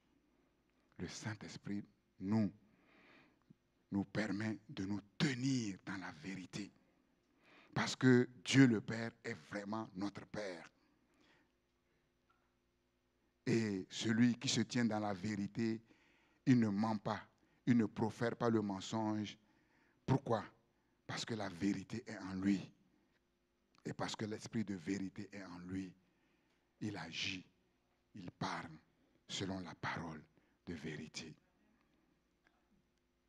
Jean, je vais maintenant vers la fin. Jean chapitre 14, il faut que je termine aujourd'hui. Jean chapitre 14, verset 15. Jean chapitre 14, verset 15. Si vous m'aimez, gardez mes commandements. Et moi, je prierai le Père et il vous donnera un autre consolateur, afin qu'il demeure éternellement avec vous. Un autre consolateur qui va demeurer éternellement avec nous. Non seulement il va demeurer avec nous, il va faire encore plus. L'esprit de vérité que le monde ne peut recevoir parce qu'il ne le voit point et ne le connaît point. Mais vous le connaissez car il demeure avec vous et il sera en vous. Il sera en vous. Et s'il est en nous, l'esprit de vérité est en nous, c'est la vérité qui est en nous. C'est là, il sera en vous, l'esprit de vérité demeure avec nous, demeure en nous. Et Jean dit, nous le connaissons comment? Au travers des œuvres qu'il accomplit dans nos vies. Ce que nous étions avant, ce que nous sommes devenus. Nous voyons que ce n'est pas par nous-mêmes. Et nous comprenons que ce que la parole de Dieu dit, c'est la vérité. La vérité demeure en nous. Parce que l'Esprit de Dieu demeure en nous. Si quelqu'un dit qu'il connaît Dieu, mais il ne sait pas que le Saint-Esprit est en lui, il y a un problème. Il y a un problème. Maintenant, si le Saint-Esprit est en lui, mais chaque jour il vit comme si le Saint-Esprit n'est pas en lui, il y a aussi un problème. Il y a aussi un problème. Nous le connaissons. Il est avec nous. Il est en nous. Au travers des œuvres qu'il accomplit en nous et au travers de nous. Et j'en dis clairement, le monde ne peut le recevoir. Donc vous voyez les deux pères. Le père du mensonge et le père de vérité. Le monde ne peut le recevoir. Le monde ne le voit point. Le monde ne le connaît point. Première distinction de fond entre l'Église et le monde. Donc vous voyez pourquoi Dieu dit qu'un mariage entre un vrai enfant de Dieu et un païen ne marchera pas. Le monde ne connaît pas ces choses, ne connaît pas la vérité et ne peut avoir accès à la vérité. C'est la lumière et les ténèbres. Première différence de fond entre l'Église et le monde. Le Saint-Esprit est en nous, le Saint-Esprit est avec nous, nous le connaissons, le monde ne peut le recevoir, le monde ne le voit point, le monde ne le connaît point. Et c'est le Saint-Esprit qui accomplit en nous, pour nous et au travers de nous, toute l'œuvre de Dieu en Jésus-Christ. Aucune œuvre spirituelle, aucune œuvre divine en nous et au travers de nous ne peut être accomplie sans le Saint-Esprit. Deuxième différence de fond. 1 Jean chapitre 4, et je vais terminer par là. Là, les choses deviennent très explicites. 1 Jean chapitre 4. 1 Jean chapitre 4, verset 4. Vous, petits enfants, vous êtes de Dieu. Et vous les avez vaincus. Parce que celui qui est en vous est plus grand que celui qui est dans le monde. Eux, ils sont du monde. C'est pourquoi ils parlent d'après le monde. Et le monde les écoute. Je vous ai dit, si vous parlez comme les gens parlent sur les réseaux sociaux, vous vous comportez comme les gens se comportent sur les réseaux sociaux, Jésus va venir et vous allez rester avec le monde sur la terre. Je vous le dis franchement. Là, c'est ce que Jean est en train de dire. Eux, ils parlent d'après le monde. Et le monde les écoute. Nous, nous sommes de Dieu. Donc, d'une part, ceux qui sont du monde et ceux qui sont de Dieu. Nous, nous sommes de Dieu. Celui qui connaît Dieu nous écoute. Celui qui connaît Dieu nous écoute. Voilà pourquoi un vrai chrétien ne peut pas avoir un ami dans le monde. Je vous le dis clairement. Parce que c'est deux langages différents. Deux langages diamétralement opposés. Le monde ne veut pas de la parole de Dieu. Il n'écoute pas Dieu. Alors si vous marchez main dans la main intimement avec quelqu'un qui n'écoute pas Dieu, il va vous embarquer dans des choses et vous allez être étonné. C'est clair. Et il va plus loin. Bien sûr, on est amis avec tout le monde. Dieu dit d'être amis même avec nos ennemis pour les sauver, pour leur apporter la lumière. Pas pour marcher au même pas qu'eux. On ne peut pas marcher au même pas qu'eux. C'est impossible. Sinon, ça veut dire que tu as mis la lumière sous le boisseau. Nous sommes de Dieu. Celui qui connaît Dieu nous écoute. Celui qui n'est pas de Dieu ne nous écoute pas. C'est par là que nous connaissons l'esprit de la vérité et l'esprit d'erreur. Waouh, c'est sérieux. Deuxième différence de fond entre l'Église et le monde. Vous, vous êtes de Dieu. Eux, ils sont du monde. Celui qui est en nous est plus grand que celui qui est dans le monde. Eux, ils parlent d'après le monde, mais nous, nous parlons d'après Dieu. Et il y a deux esprits. Il n'y en a pas trois. Deux esprits. L'esprit de vérité et l'esprit d'erreur et de mensonge. Et Jean est formel. Aucun païen ne peut marcher selon la vérité. Il ne peut marcher que selon l'erreur, selon le mensonge, parce que l'esprit qui est en lui, ce n'est pas l'esprit de vérité, c'est l'esprit d'erreur.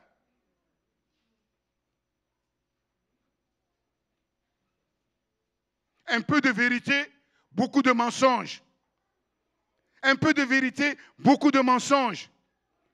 Comment nous connaissons que nous sommes dans la vérité, que nous marchons dans la vérité? Par l'esprit de vérité qui est en nous. Le Saint-Esprit qui rend témoignage et qui nous permet aussi de rendre témoignage. Pourquoi le monde ne peut connaître la vérité? Parce que le monde est animé par un autre esprit. Et l'esprit qui anime le monde, c'est l'esprit d'erreur. C'est l'esprit de mensonge qui agit maintenant dans les fils de la rébellion. Éphésiens chapitre 2, verset 2. Et c'est dans ces choses que nous étions avant, mais Dieu nous a sortis de ces choses-là. Pour quelles raisons les enfants de Dieu peuvent connaître, demeurer, grandir dans la vérité? Parce que l'esprit de vérité est en eux, est avec eux pour les animer, pour les enseigner, pour les conduire. Et nous voyons que la vérité de Dieu, c'est finalement la loi de l'existence, la ligne de démarcation. Ce qui fait d'une part le monde et d'autre part l'Église, les enfants de Dieu, c'est l'esprit qui est dans le monde et l'esprit qui est dans l'Église. L'esprit qui est dans le monde, c'est l'esprit d'erreur, l'esprit de mensonge. Et l'esprit qui est dans l'Église, dans les enfants de Dieu, c'est l'esprit de vérité. Et les deux, impossible cohabitation.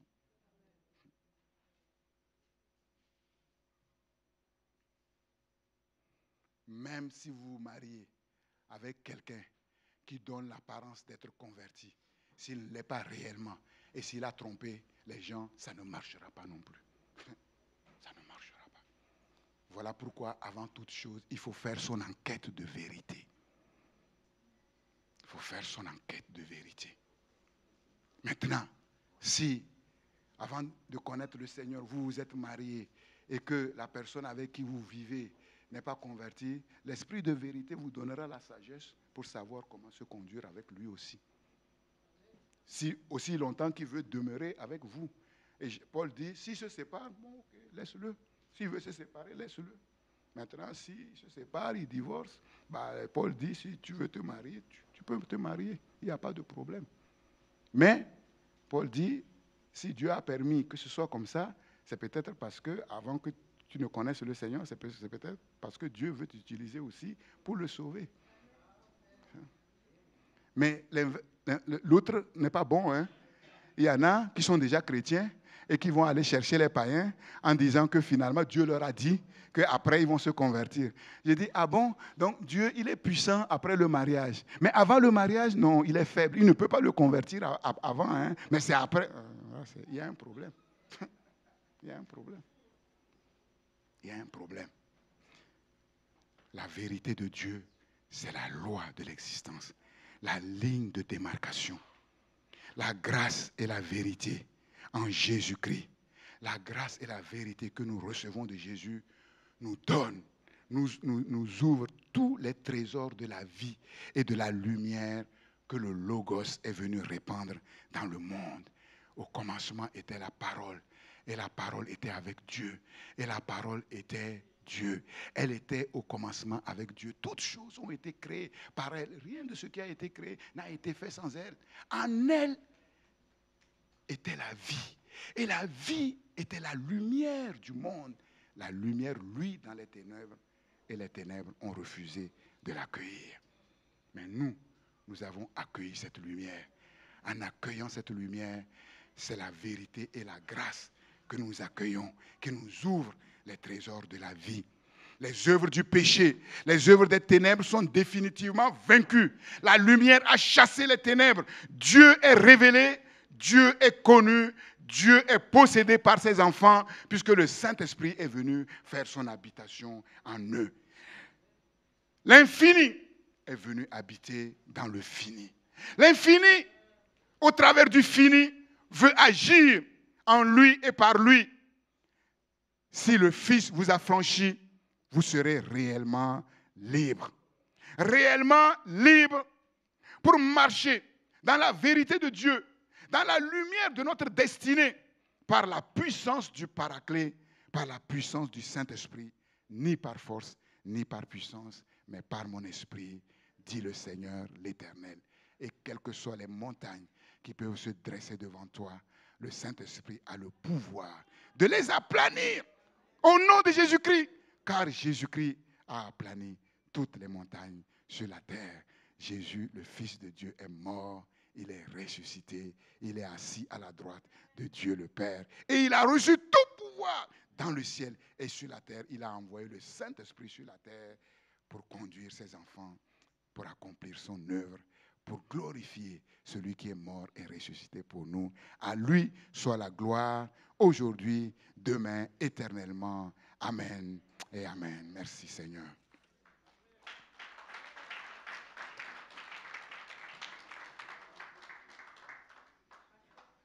Oui.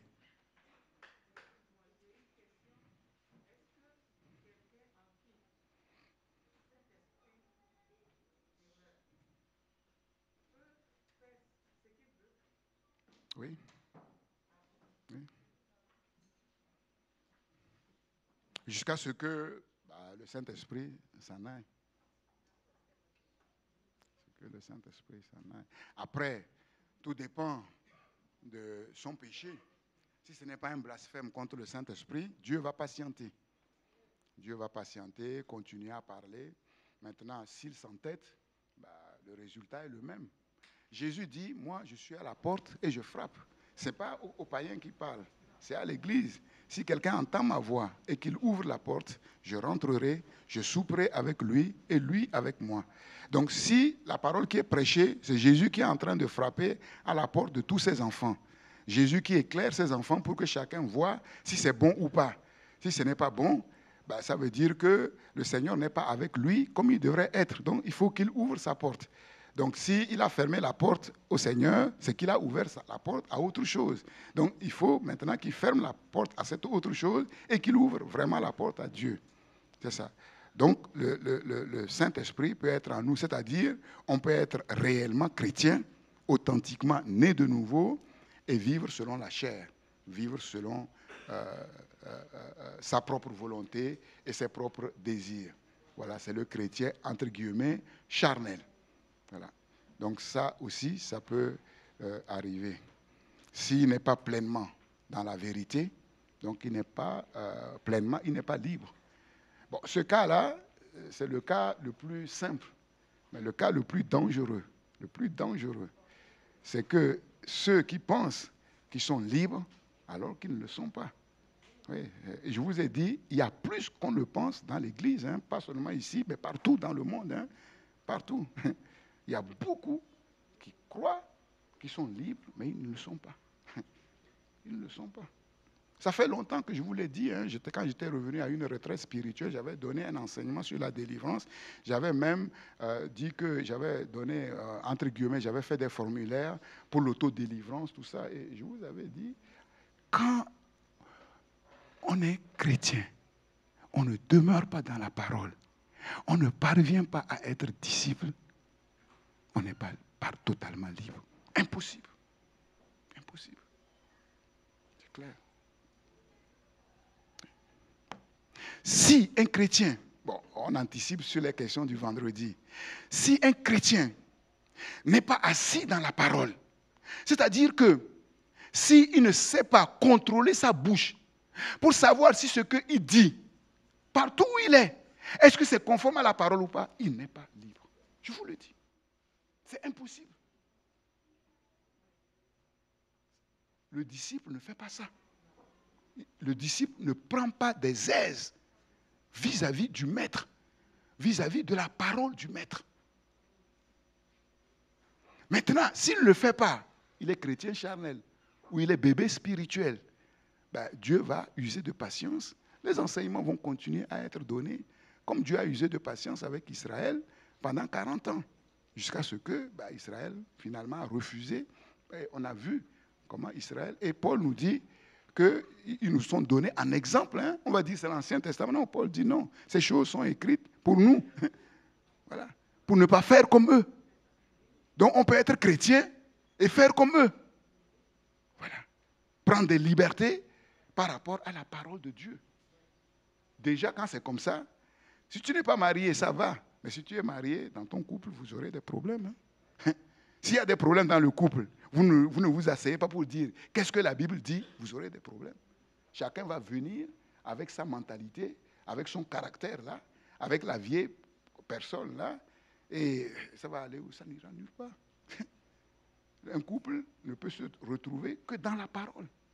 Dans la parole. Voilà. Et si vous n'arrivez pas à vous retrouver dans la parole, le pasteur est là. D'aller voir le pasteur. Pasteur, voilà, donne-nous des conseils. C'est ça mon rôle. C'est ça, mon rôle. C'est ça. Oui. Donc, c'est sérieux. C'est sérieux. Mais la vérité, ce n'est pas seulement, entre guillemets, le côté négatif. Mais la vérité, c'est aussi le côté positif. Dieu veut que nous soyons des fils. Dieu veut que nous soyons des princes régnants. Dieu veut que nous puissions profiter de tous les privilèges qu'il nous a donnés en tant que fils sur la terre, en tant que prince. C'est ça le plus important. Le plus important, ce n'est pas le côté négatif, c'est le côté positif pour que les gens voient au travers de nous autre chose. Que les gens voient au travers de nous que nous ne sommes pas comme eux, que nous ne sommes pas comme les païens. C'est ça le côté positif. Que nous vivions la bonne vie sur la terre. Jésus n'est pas venu pour mourir sur la croix, pour nous donner une vie au rabais. Il a dit, moi, la vie que je vous donne, c'est la vie en abondance. La vie d'abondance. Mais pour cela, il faut que nous soyons réellement libres. Personne ne peut accéder à cette vie d'abondance s'il est tenu par le diable. Le diable va le tromper. Le diable va le tromper par de faux raisonnements. C'est ça, comme il a trompé Israël. C'est ça.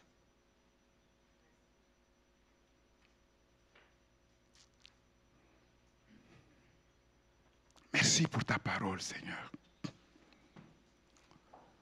Dieu de grâce, merci pour ta parole. La vérité,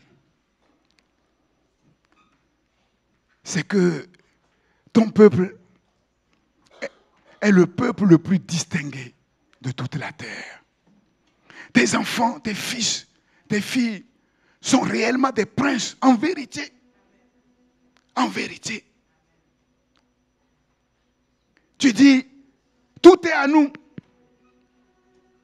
Au fils aîné qui était dans l'esclavage, tu dis, mais tu ne sais pas, tu es avec moi et tout ce que j'ai est à toi. Mais il ne pouvait pas le savoir parce qu'il n'était pas libre. Seigneur, tout est à nous. Nous sommes à Christ et le Christ est à Dieu le Père. La vérité, c'est que tu nous as bénis de toutes les bénédictions qui se trouvent au ciel, Seigneur. La vérité, c'est que le Dieu de grâce, c'est le Dieu d'amour. Et le Dieu d'amour, c'est le Dieu de l'impossible. C'est ça la vérité. Mais pour que ces choses, Seigneur, prennent place à nous et s'accomplissent en nous, il y a un préalable.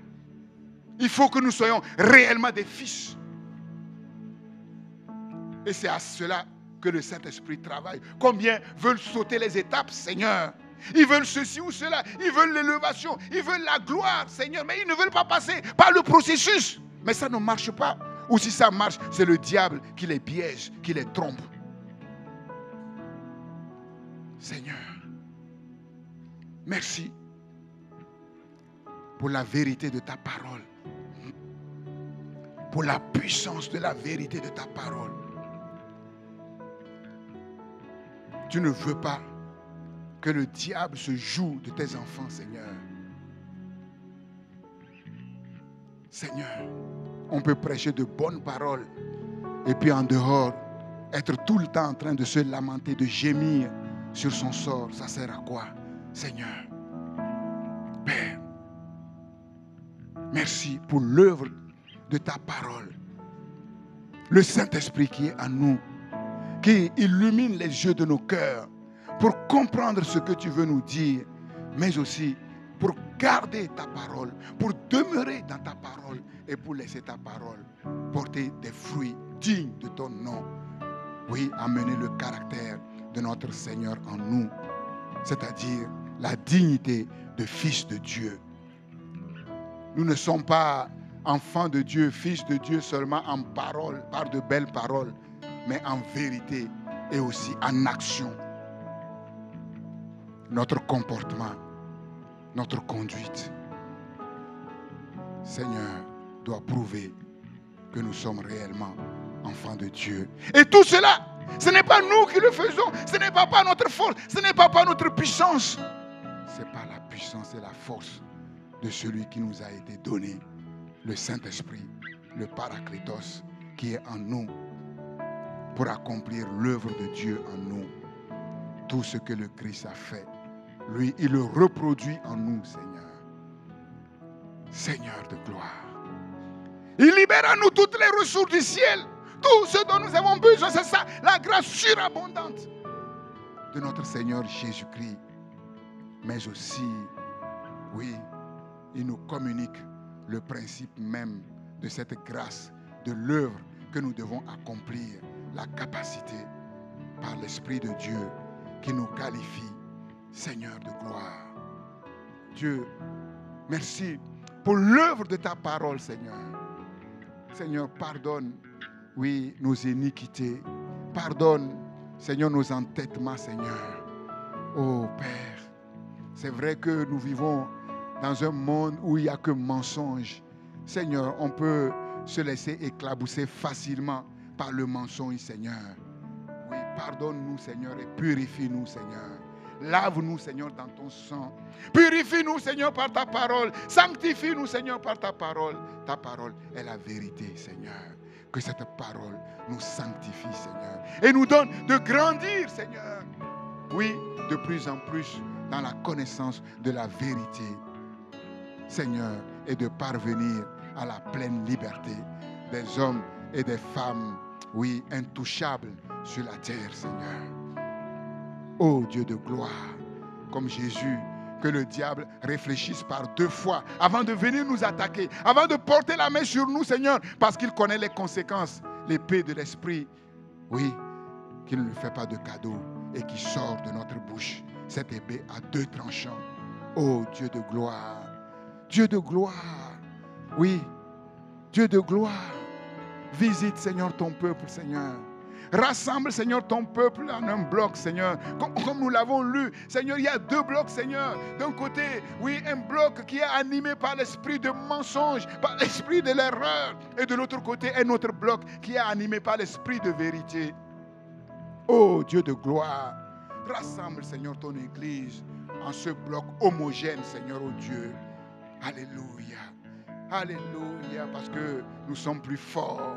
Nous sommes dans le camp du plus fort. Celui qui est en nous est plus grand que celui qui est dans le monde. Ceux qui sont avec nous sont plus nombreux, Seigneur, que ceux qui sont contre nous, Seigneur Dieu.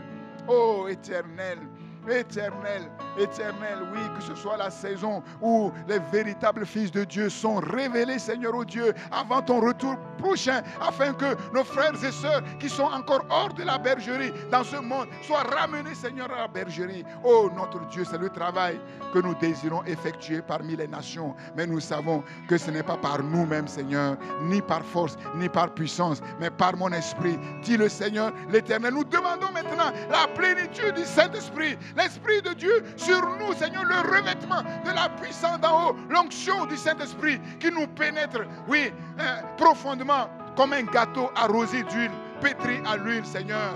oui, l'esprit de force, d'amour et de sagesse, l'esprit d'inspiration, de révélation et de puissance, l'esprit de sagesse et d'intelligence, de conseil et de force, de connaissance et de crainte de l'Éternel. Seigneur, tout ce que, toute la panoplie, Seigneur, oui, que tu as préparé pour nous, nous disons, Seigneur, déverse-les, Seigneur, sur nous comme tu l'as fait sur les apôtres, Seigneur, oh Dieu.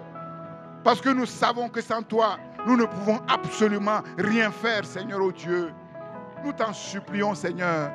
Oui, considère que nous sommes vraiment tes enfants. Père, oui, corrige-nous, Seigneur, mais que ta grâce ne s'éloigne point de nous, Seigneur, pour nous ramener toujours plus près de toi, Seigneur. Pour nous apprendre, nous aussi, à nous asseoir sur tes genoux et à mettre, Seigneur, notre tête, Seigneur, sur ton sein. À entrer, Seigneur, dans ton intimité. À entrer, Seigneur, dans le conseil secret de ton royaume. À entrer, Seigneur, oui, dans le conseil secret de ton gouvernement, Seigneur. Oui, donne-nous par l'Esprit de Dieu le discernement des temps. Comprendre en quel temps nous vivons, Seigneur. La sagesse. Oui, pour discerner les œuvres que tu veux accomplir dans ce temps de la fin, dans les nations, Seigneur, oh Dieu. Seigneur, tu ne travailles pas n'importe comment, Seigneur. Oui, nous ne voulons pas être ceux qui courons comme à l'aventure, Seigneur, ou qui donnons des coups d'épée dans l'eau, Seigneur, mais nous voulons être de ceux qui sont conduits par l'Esprit de vérité, dans toute la vérité.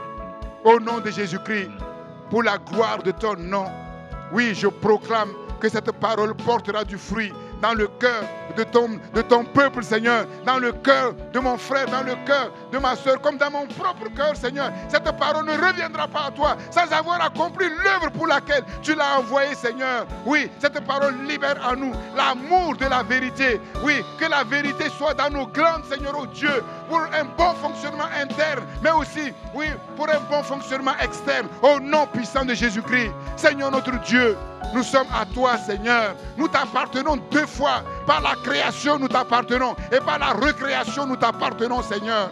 Oui, qu'il en soit ainsi. Nous voulons proclamer que nous n'avons pas d'autre Dieu que toi. Nous n'avons pas d'autre maître que toi, Seigneur.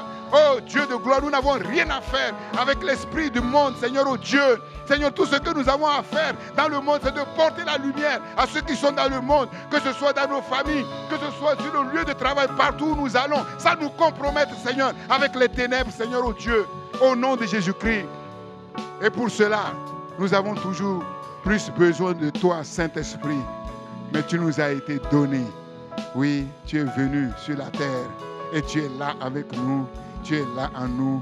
Conduis-nous, Seigneur, dans toute la vérité, pour la gloire de Jésus, pour l'honneur de Dieu le Père, pour le salut et le bien des peuples des nations. Amen. Amen, amen, amen, amen, amen. Dieu soit loué, béni, glorifié.